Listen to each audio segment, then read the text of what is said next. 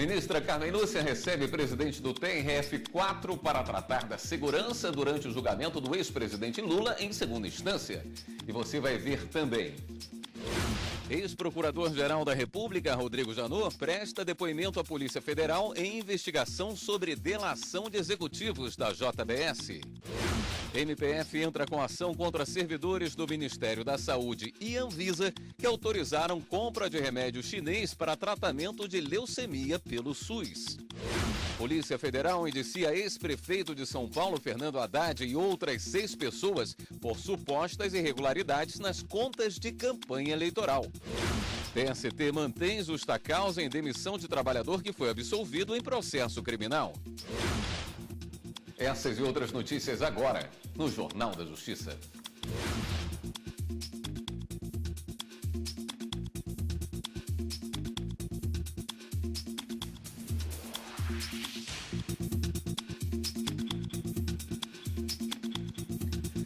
Boa noite. Ex-procurador-geral da República, Rodrigo Janot, presta depoimento à Polícia Federal em investigação sobre colaboração de executivos da JBS. Repórter Ana Paula Ergang tem os detalhes. Boa noite, Ana Paula. Boa noite, William. Boa noite a todos. Rodrigo Janot prestou depoimento no inquérito que investiga gravações entregues por executivos da JBS à Procuradoria-Geral da República. A investigação foi aberta a pedido da presidente do Supremo, ministra Carmen Lúcia, depois que Joesley Batista e Ricardo Saldi citaram ministros do STF nas conversas. As gravações levaram à rescisão do acordo de colaboração premiada e à suspensão dos benefícios aos delatores, porque há indícios de que eles omitiram fatos criminosos. As investigações não apontaram nenhum envolvimento de ministros do Supremo. William. Obrigado, Ana Paula. A Polícia Federal indiciou o ex-prefeito de São Paulo, Fernando Haddad, pelo crime de falsidade ideológica eleitoral. Além dele, outras 6 pessoas foram indiciadas.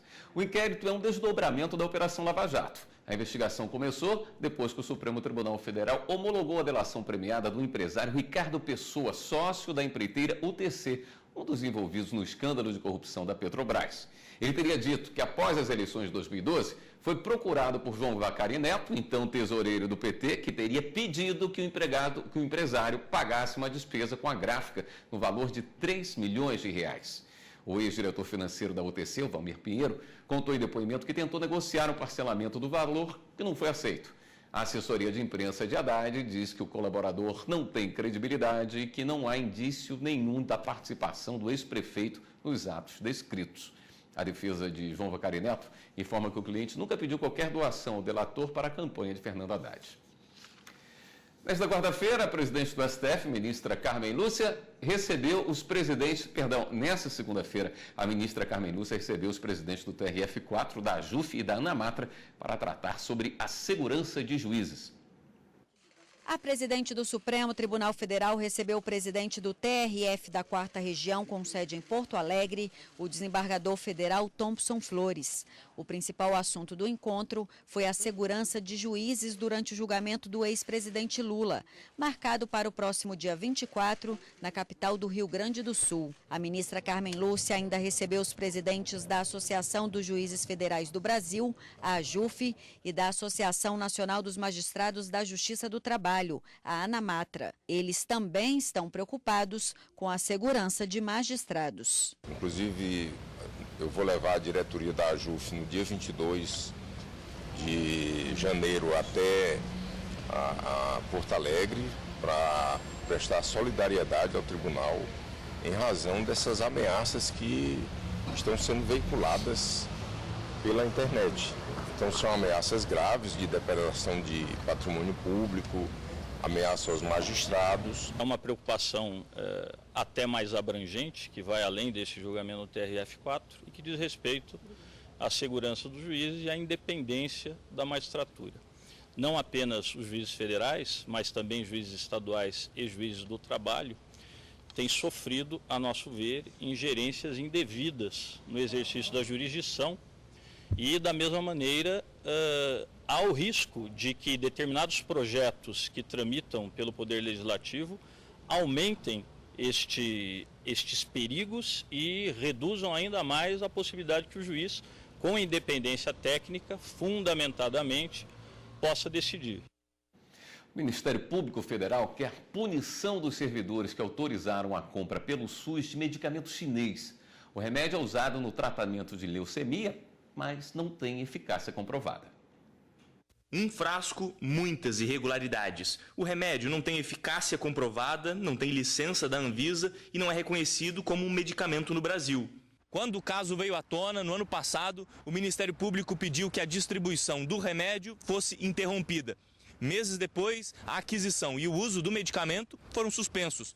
O MPF pede agora a punição dos responsáveis por autorizar a compra do Leuginase.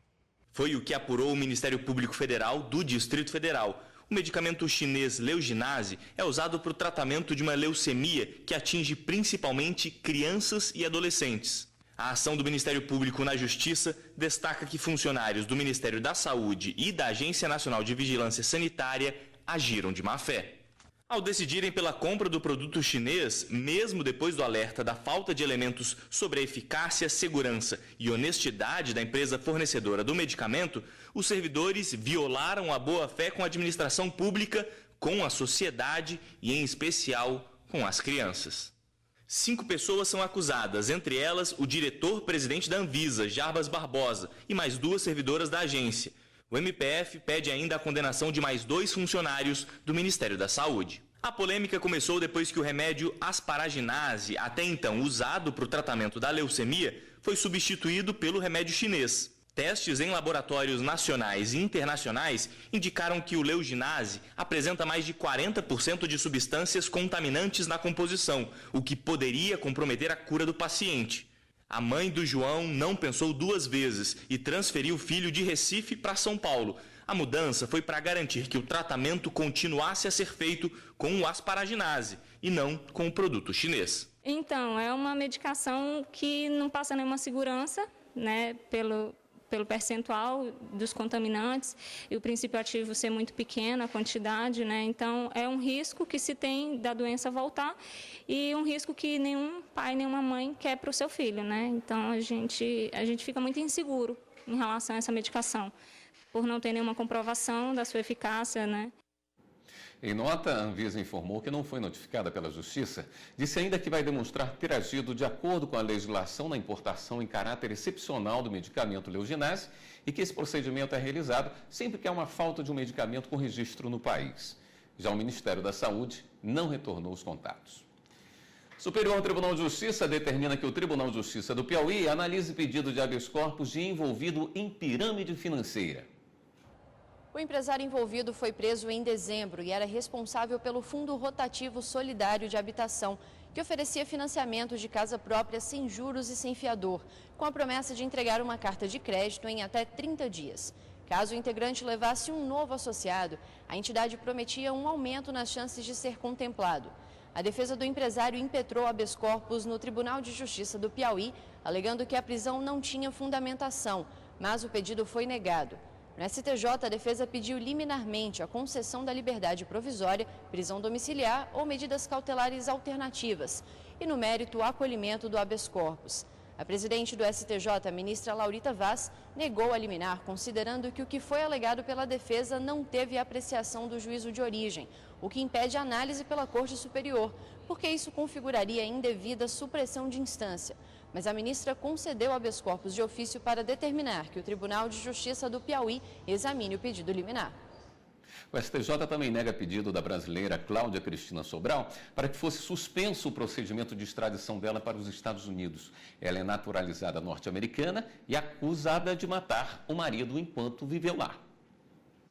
A defesa alega nulidade do ato do ministro da Justiça, que negou o pedido de reaquisição da nacionalidade brasileira apresentado por Cláudia Sobral e diz que ela preenche os requisitos legais para atendimento dessa pretensão.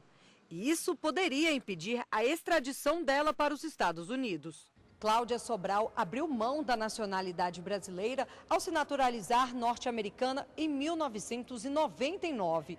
Após a morte do marido, em 2007, ela retornou ao Brasil e buscou, junto ao Ministério da Justiça, adquirir novamente a nacionalidade brasileira. Suspeita de ter matado o marido, ela é considerada foragida pela Justiça norte-americana. No momento, está presa aqui, aguardando a extradição. Ao analisar o caso, a presidente do STJ, ministra Laurita Vaz, afirmou que o pedido é mera reiteração de outro mandado de segurança solicitado ainda em 2013 contra a decisão do ministro da Justiça. Naquela ocasião, o STJ declinou da competência para julgar o caso, já que cabe ao Supremo Tribunal Federal deliberar sobre atos do ministro da Justiça em processos de extradição. Na decisão, o STF manteve a perda da nacionalidade e autorizou a extradição para os Estados Unidos. Dessa forma, segundo a ministra Laurita Vaz, já houve exame pelo Supremo da questão tratada no mandado de segurança. O mérito do novo mandado de segurança ainda será julgado pela primeira sessão. Vamos a um rápido intervalo e voltamos a seguir com outras notícias. TST mantém justa causa em demissão de trabalhador que foi absolvido em processo criminal. A gente volta em instantes.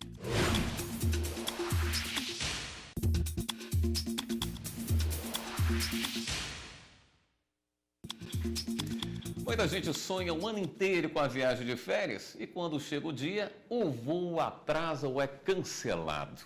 Para a decepção não se transformar em um problema maior, conheça os direitos do cliente de companhias aéreas. Vander viaja muito a trabalho e já teve problemas com atrasos de voos diversas vezes. O pior aconteceu quando, além do atraso, a bagagem do passageiro foi furtada. O maior problema que eu tive de histórico foi um furto da minha bagagem, né? Na verdade, abriram minha mala e furtaram alguns objetos. Por causa do transtorno, ele processou a companhia aérea. Demandei via judicial para ter reparação do meu dano, né? E conseguiu indenização na justiça? Sim, consegui. É preciso ficar atento em casos de atrasos ou cancelamentos dos voos, independentemente de o problema ser técnico ou climático. Por determinação da ANAC, as companhias aéreas são obrigadas a dar suporte aos passageiros e informações corretas sobre a situação dos voos. A partir do momento em que a empresa aérea percebe que o voo sofrerá algum tipo de atraso, ela tem a obrigação de informar ao consumidor, né? E a partir do momento em que aquele atraso for aumentando ao longo do tempo, ela tem a obrigação de tempos em tempos, geralmente de 30 em 30 minutos, atualizar as informações para aquele consumidor. Lembrando que, com 1 hora de atraso, o passageiro tem direito de ter acesso a facilidades de comunicação. 2 horas de atraso já dá direito a lanche ou almoço, né? Ou seja, a alimentação, dependendo do horário do dia. E a partir de 4 horas de atraso, a empresa precisa oferecer um local de acomodação, né? Em muitas situações, até mesmo hospedagem. Caso o passageiro perca algum compromisso e se sinta lesado, ele pode ir à justiça buscar uma indenização. O Código de Defesa do Consumidor, ele determina que todos os danos causados aos consumidores sejam ressarcidos pelo fornecedor. Se existe o atraso, independente do motivo, a empresa aérea tem a obrigação, né, de colocar aquele consumidor no próximo voo. Ou, se for da conveniência dele, marcar um voo para outra data. A Justiça do Trabalho manteve a justa causa na dispensa de um ex-funcionário da Companhia Rio-Grandense de Saneamento, mesmo depois dele ter sido absolvido na esfera criminal. A decisão é do Tribunal Superior do Trabalho. Na segunda instância, o Tribunal Regional do Trabalho do Rio Grande do Sul concluiu que, embora inicialmente o trabalhador tenha se negado a participar da fraude, ele cedeu à pressão dos superiores e descumpriu o dever de denunciar as irregularidades, cometendo assim falta grave. Mesmo depois de absolvido em processo criminal na Justiça Comum, a decisão do TRT foi mantida. Em recurso ao TST, o ex-empregado sustentou que o processo continha elemento capaz de modificar o resultado do julgamento e que isso teria sido desconsiderado. Mas o relator na seção 2 de dissídios individuais do TST, ministro Vieira de Melo Filho, afirmou que as esferas criminal e trabalhista trataram de questões diferentes e, por isso, votou no sentido de manter a justa causa. A sentença que absolveu o autor, proferida na esfera criminal, não tratou das mesmas questões apreciadas na esfera trabalhista, que confirmou a existência de infração ao dever de zelo do empregado por culpa, concorrendo indiretamente para que se consolidassem danos ao patrimônio público, conduta essa que justificou a manutenção da ruptura por justa causa, embora não se tipifique como crime. Por unanimidade, a SDI 2 negou o pedido do empregado, ficando mantida a justa causa. Todos os dias o Brasil descarta mais de 40 mil toneladas de alimentos. No Distrito Federal, um projeto combate o desperdício.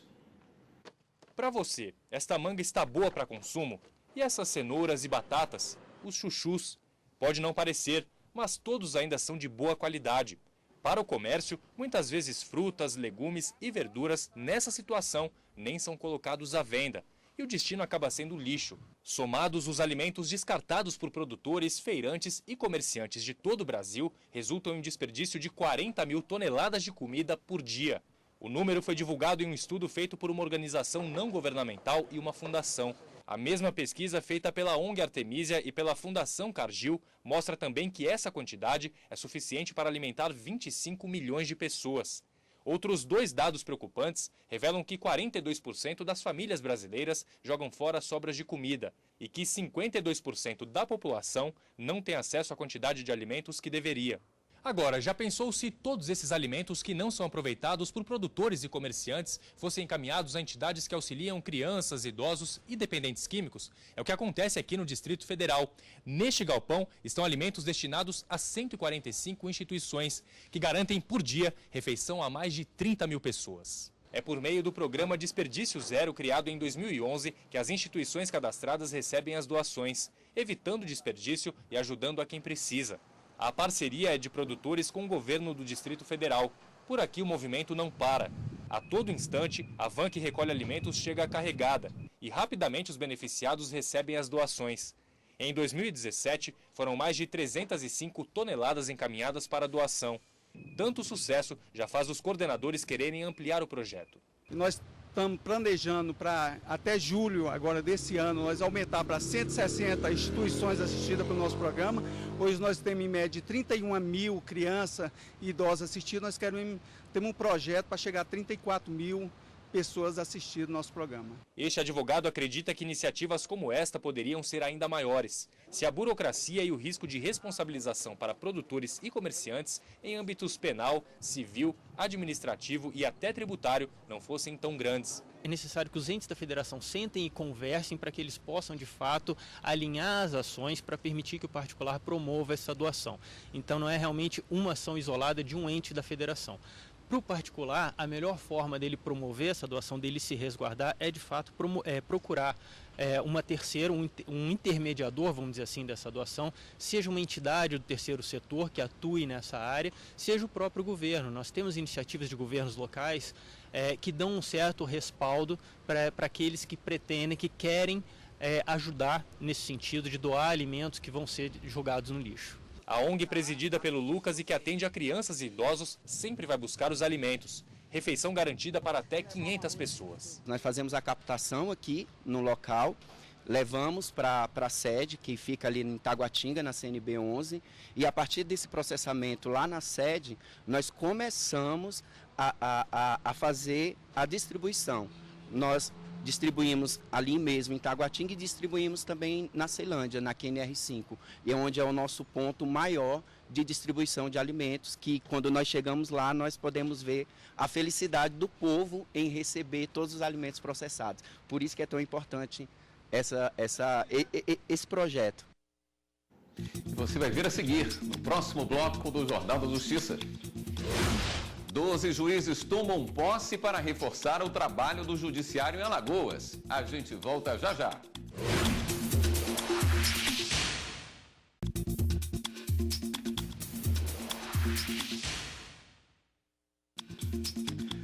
Doze juízes tomaram posse para reforçar o trabalho do judiciário em Alagoas. O presidente do Tribunal de Justiça de Alagoas, Otávio Praxedes, empossou 12 novos juízes na manhã desta segunda-feira. A nomeação dos novos magistrados foi publicada no Diário da Justiça, de 18 de dezembro do ano passado. Todos foram aprovados no concurso público que foi realizado em 2015. Um fator muito importante na estruturação de funcionamento do nosso poder. 18 comarcas estão ainda sem juízes titulares. E o CNJ, a própria sociedade, pede celeridade, um trabalho assim efetivo no nosso poder, e nós só podemos corresponder com o preenchimento desses vazios, com um novo concurso que nós vamos fazer até o meio do ano, quer dizer, tomar essas providências iniciais. O governador Renan Filho esteve presente e destacou a importância da chegada desses novos juízes para o judiciário alagoano. Estamos aqui num momento de muita felicidade para o Tribunal de Justiça, para a Justiça alagoana e para o nosso povo.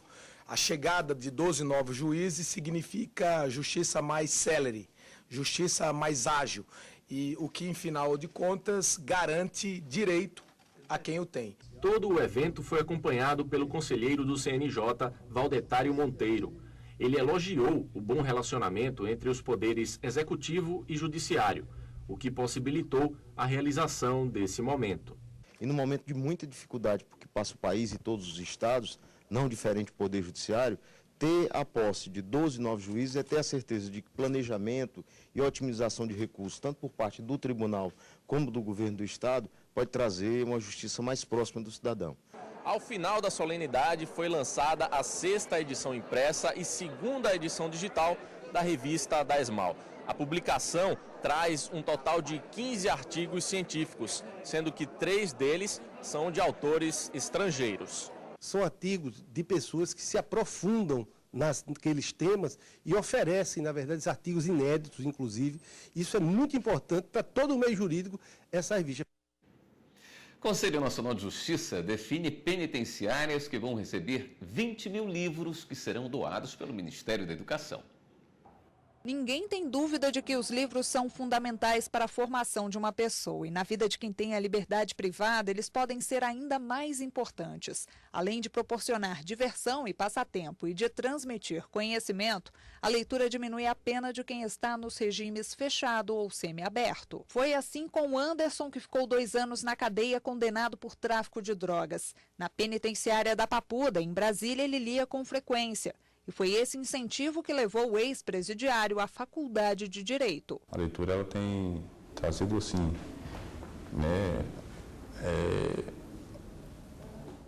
impulsiona a gente aos estudos mesmo. 20 mil livros vão ser doados para 40 unidades prisionais de todo o país. A lista das penitenciárias foi definida pelo Conselho Nacional de Justiça. O perdão por meio da leitura vai contemplar especialmente os presos que não têm oportunidade de trabalho e qualificação profissional. O fomento à educação está previsto na Lei de Execução Penal, mas são poucos os internos com acesso a bibliotecas. Um levantamento do Ministério da Justiça mostra que apenas 13% da população carcerária brasileira estuda ou faz algum tipo de atividade educacional sob custódia. Entre os beneficiários estão presos da cadeia pública feminina de Roraima, da penitenciária Lemos Brito, na Bahia, do Centro de Ressocialização Social Feminino, no Paraná, do presídio Nelson Hungria, no Rio de Janeiro, e da penitenciária feminina do Distrito Federal. Os livros vão ser entregues pelo Fundo Nacional de Desenvolvimento da Educação. Já estão encaixotados neste galpão em Brasília. E daqui vão seguir para os locais selecionados. Nós sabemos que as condições muitas vezes não são as mais adequadas, para a recuperação dos presos, e às vezes uma linha, um despertar, um imaginário, que pode trazer um livro, pode começar um processo de recuperação. Todas as obras têm conteúdo literário, ao todo são 480. Livros mais simples e também mais complexos, usados nas educações fundamental e média. E a distribuição pode ser ampliada. Tudo que for necessário e possível ser feito para que nós possamos ampliar essas ações também nas unidades prisionais, nós faremos. O Anderson, que teve essa chance, dá uma dica aos que hoje estão encarcerados. Abraça a oportunidade e leia mesmo, porque isso vai trazer o teu crescimento, até questão mesmo de aumente um vocabulário que possa trazer para você uma cultura, uma coisa que possa trazer para você um novo recomeço. O Jornal da Justiça fica por aqui. Uma boa noite para você e continue aqui na TV Justiça.